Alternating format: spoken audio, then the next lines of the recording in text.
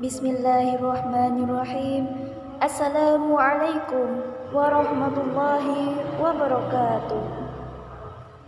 Alhamdulillah, alhamdulillahirabbil alamin wa bihi nasta'in wa ala umurid dunya waddin. Wassalatu wassalamu ala asyrafil anbiya'i wal mursalin wa ala alihi wa sahbihi ajma'in. Amma ba'd. Rabbi shrah li sadri wa yassir li amri wahlul 'uqdatam min lisani yafqahu qawli. Asyhadu an la ilaha illallah wa asyhadu anna Muhammadan 'abduhu wa rasuluh. Allahumma shalli ala sayyidina Muhammad wa ala alihi wa sahbihi ajma'in. Yang terhormat Bapak Hidayat selaku Ketua Takmir Masjid Al-Hidayah Kabupaten Boyolali. Yang terhormat pula ibu-ibu pengajian, semoga setiap langkah yang ibu-ibu lakukan menuju majelis ilmu ini tercatat sebagai amal soleh di mata Allah Subhanahu wa Ta'ala. Serta tidak lupa saya ucapkan terima kasih kepada rekan-rekan PPL saya yang selalu mendampingi saya selama program pelaksanaan PPL ini. Pertama-tama dan yang paling utama, marilah kita haturkan puja dan puji syukur kita atas kehadiran Allah Subhanahu wa Ta'ala. Dan atas kehadiratnya lah sehingga kita dapat berkumpul bersama di masjid kita yang cinta ini. Salawat serta salam tidak lupa kita haturkan kepada baginda kita, uswatun hasanah Nabi Muhammad SAW. Karena beliaulah yang telah mempertemukan kita dengan Islam. Semoga kita menjadi umat beliau yang kafah hingga yaumil akhir nanti. Amin ya rabbal alamin. Ibu-ibu yang dirahmati oleh Allah, di dunia ini terdapat dua jenis manusia dalam menghadapi cobaan, ujian dan nikmat yang diberikan oleh Allah. Yang pertama yakni orang yang senantiasa bersyukur. Dan yang kedua yakni orang yang senantiasa kufur atas nikmat yang Allah titipkan baginya. Allah Subhanahu wa Ta'ala berfirman dalam kalamnya yang mulia dalam Quran surah Al-Baqarah ayat 152 yang berbunyi, A'udzubillahi minasyaitonirrajim. Bismillahirrahmanirrahim. Fadhkuruni adzkurkum washkuruli wala takfurun. Yang artinya, ingatlah kepadaku, maka aku akan mengingat kalian. Bersyukurlah kepadaku, dan janganlah kalian ingkar ataupun kufur. Ayat ini menerangkan kepada kita bahwa seandainya kita menjadi hamba yang senantiasa bersyukur, maka kita telah menjalankan perintah Allah. Begitu pula sebaliknya, apabila kita enggan bersyukur kepada nikmat yang telah Allah berikan, maka kita telah menjadi hamba yang bangkang terhadap perintahnya. Ibu-ibu yang dirahmati oleh Allah, terdapat beberapa indikator yang menjadikan kita sebagai hamba yang lalai untuk bersyukur atas nikmat yang telah Allah berikan. Apa saja ibu-ibu? Yang pertama, yakni karena kita selalu sering membanding-bandingkan apa yang kita miliki dengan orang lain. Kita terlalu sering melihat apa yang orang lain miliki dengan apa yang tidak kita miliki. Kita tidak yakin bahwasanya Allah itu memberikan apa itu sesuai dengan kebutuhan kita. Karena apa-apa yang kita inginkan itu belum tentu terbaik bagi kita. Dan apa-apa yang Allah berikan itu pasti adalah yang terbaik dari Allah Subhanahu wa Ta'ala bagi kita. Sebagaimana Allah Subhanahu wa Ta'ala berfirman dalam Quran surah Al-Baqarah ayat 216 yang berbunyi, A'udzubillahi minasyaitonirrajim. Bismillahirrahmanirrahim. Wa 'asa an takrahu syai'an wa huwa khairul lakum wa 'asa an tuhibbu syai'an wa huwa syarrul lakum.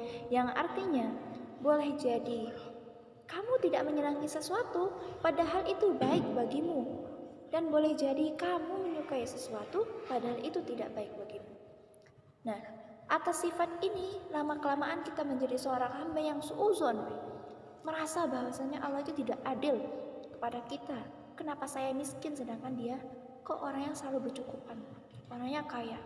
Nah, hati-hati nggih ibu-ibu, Jangan lupa bahwa sedikit secuil apapun itu kenikmatan yang kita rasakan, semua itu adalah atas kehendak Allah Subhanahu wa taala. Oke?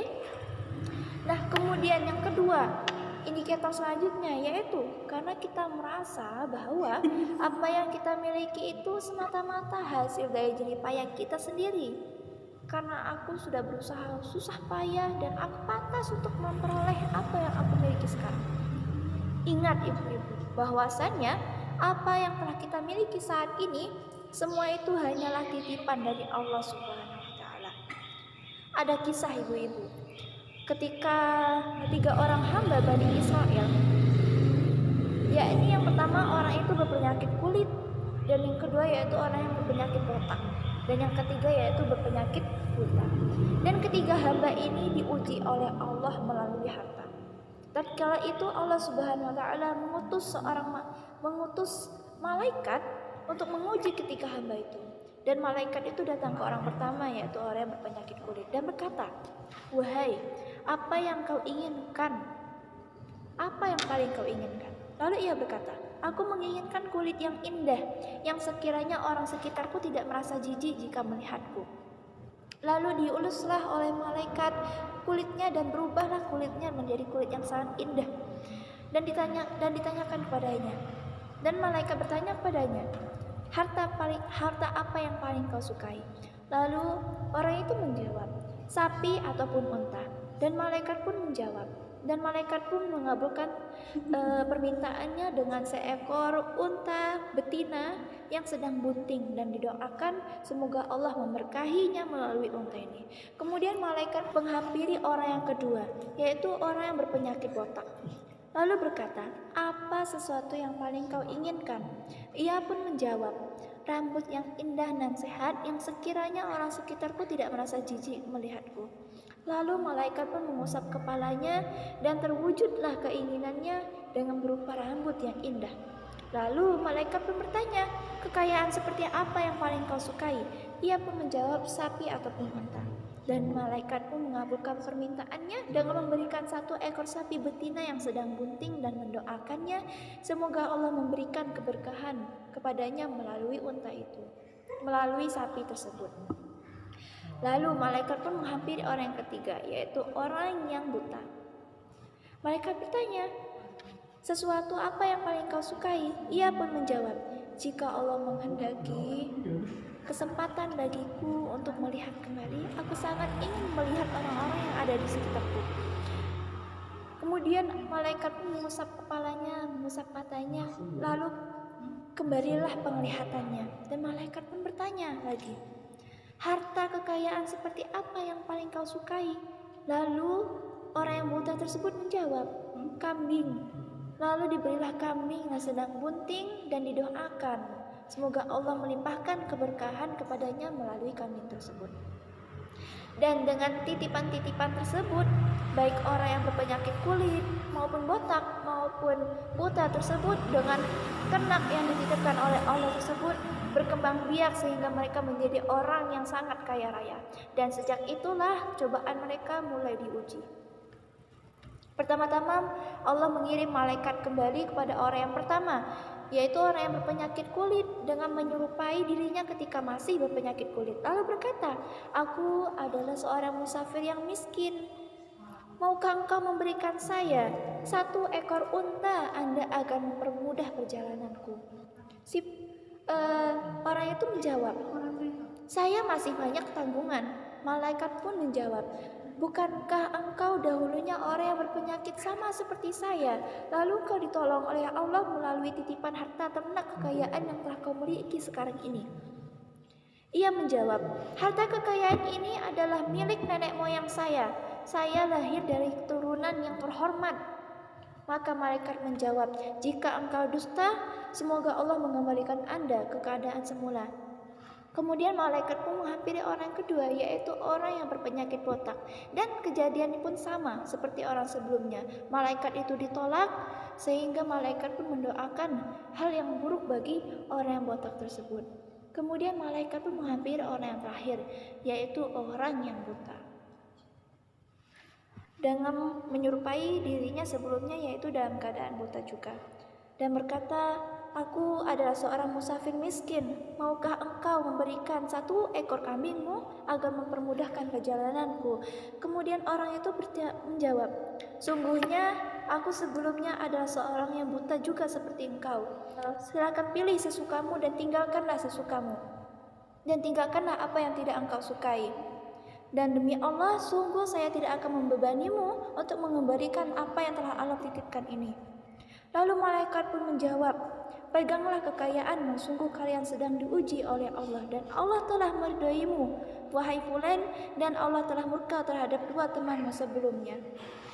Ibu-ibu yang dirahmati oleh Allah, melalui kisah ini memberikan pesan kepada kita bahwasanya apa-apa yang kita miliki itu semua adalah titipan dari Allah Subhanahu wa taala. Meskipun kita merasa semua itu adalah jerih payah kita, usaha kita, doa-doa kita yang dikabulkan oleh Allah. Tapi ingat, jika Allah tidak berkehendak, maka itu tidak akan terjadi. Kisah ini menerangkan 2 orang hamba yang kufur nikmat atas apa yang telah Allah karuniakan. Oleh karena itu, ibu-ibu sekalian, semoga kita selalu menjadi hamba-hamba Allah yang senantiasa bersyukur atas nikmat Allah yang telah Allah berikan. Sesungguhnya semua yang terjadi di dalam dunia ini adalah bentuk ujian dari Allah Subhanahu wa taala.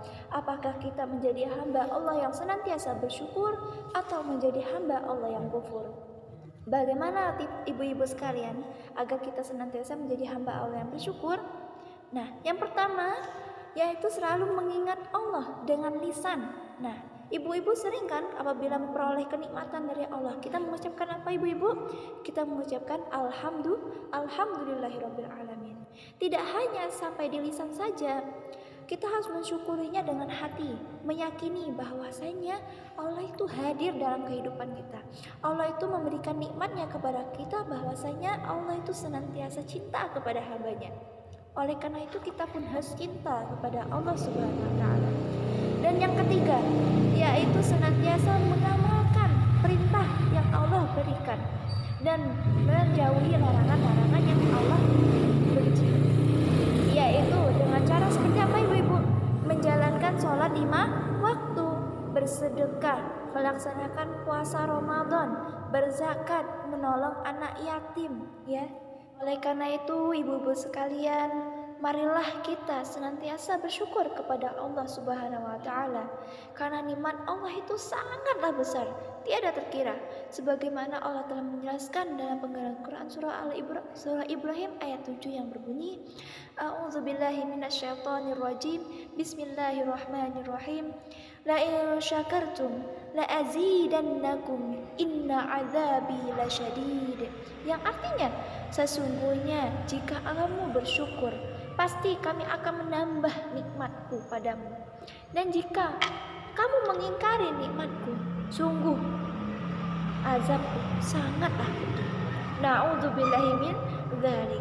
Ibu-ibu sekalian, semoga kita senantiasa menjadi hamba Allah yang bersyukur dan tidak menjadi hamba Allah yang kufur, sehingga kita terhindar dari azab Allah yang pedih. Amin ya rabbal alamin. Baiklah ibu-ibu sekalian, sebelum saya menutup pengajian pada hari ini, ada baiknya mari kita berdoa sama-sama, memohon kepada Allah semoga kita senantiasa dijadikan hamba Allah yang bersyukur. Baiklah, silakan angkat tangan ibu-ibu sekalian dan kita berdoa. Bismillahirrahmanirrahim.